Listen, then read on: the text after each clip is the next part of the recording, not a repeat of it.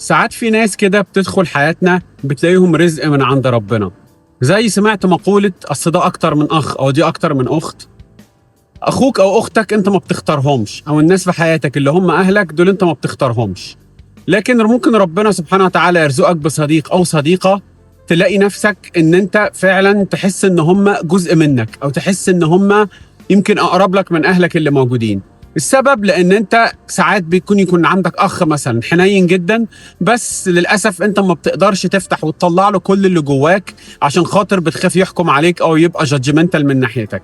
لكن ممكن صديقك ده تقعد معاه تلاقي نفسك عمال تتكلم وتسترسل في الكلام وتطلع كل اللي جواك كأنك كتاب مفتوح من غير ما تفكر في الكلام قبل ما تقوله، ودي بتبقى نعمة كبيرة جدا من عند ربنا.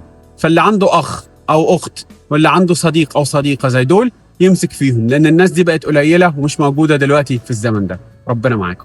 Thank you.